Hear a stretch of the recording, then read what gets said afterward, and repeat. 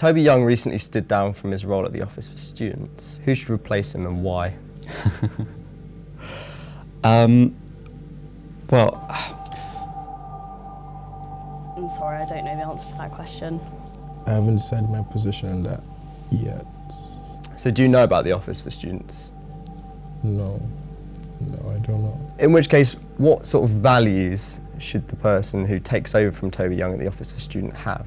Someone who's able to be as much of a leader as a servant to the students. If someone's taking over the Office for Students, they should be there purely for students and the student experience and making sure students are happy. So should that be another student joining the Office for Student board then, or should that be someone with experience, let's say, in politics who has students at heart? I would say I think it should be a student. They understand the system, they understand what students actually want. the problem with Toby Young, of course, with various sort of allegations made against him, is he didn't speak to that very inclusive sort of student community that I feel that we should have. And so whilst I don't have anyone particularly in mind, I would want them to embody those sorts of values of being approachable and inclusive. So the remuneration policy of senior management at universities across the country has been in the spotlight recently with a bit of controversy around it. How do you think that affects the senior leadership team here at Surrey? Do you mind if I ask what the remuneration policy is? Yeah, so it's around how much you're paid for your services effectively, so salary.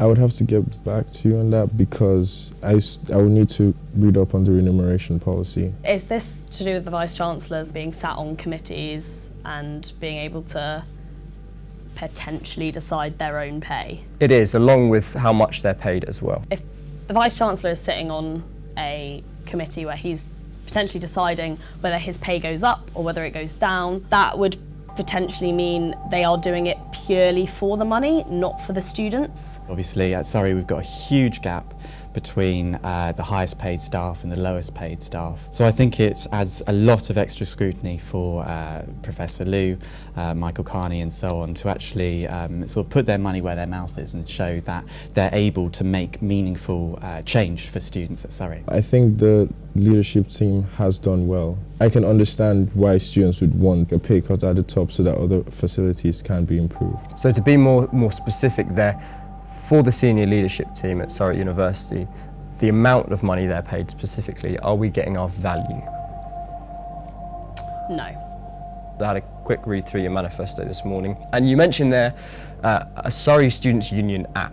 Are you aware that a few years back some students created a Surrey Students' Union app? Maybe some thoughts on why that didn't necessarily succeed and continue? I can assume that maybe in terms of there was not enough money invested for the app to run effectively. I'd like to bring it up back, but in like a different way.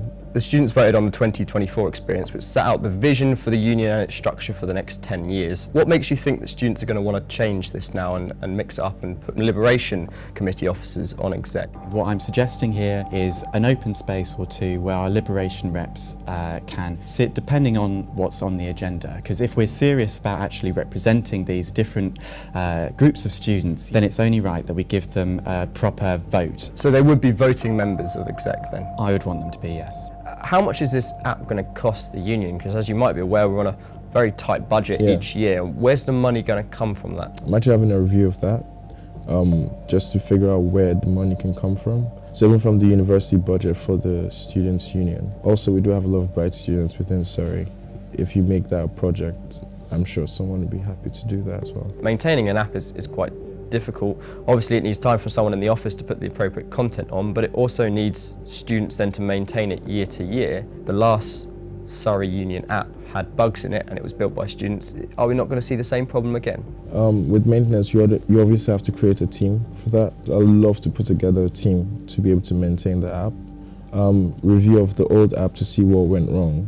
Once you give someone something to do and you empower someone to do something, they would be encouraged to want to maintain it because they know that's their creation. Do you think that the current officers are not representing minorities on exec at the moment? Do you think that's somewhere they're failing? I wouldn't say it's a failing, but we brought Liberation reps in specifically to make sure that year on year we have those voices around the table. You talk about having less saturation. I assume that means of campaigns across the union. A range of vice presidents will be elected and a range of part-time officers will be elected. If they've been elected on a manifesto that mandates them to do a campaign, are you going to be telling them that they can't do that campaign? No, I won't be telling them that they can't do it, but what campaigns are really important and what campaigns can maybe be potentially an event, not a whole week-long thing. But let's assume you're in a situation where you have a vice president who's absolutely adamant. They want their 2-week campaign. How does that conversation go? If I didn't personally believe it was relevant for 2 weeks for the student body, I would say you can do the campaign, but not for 2 weeks.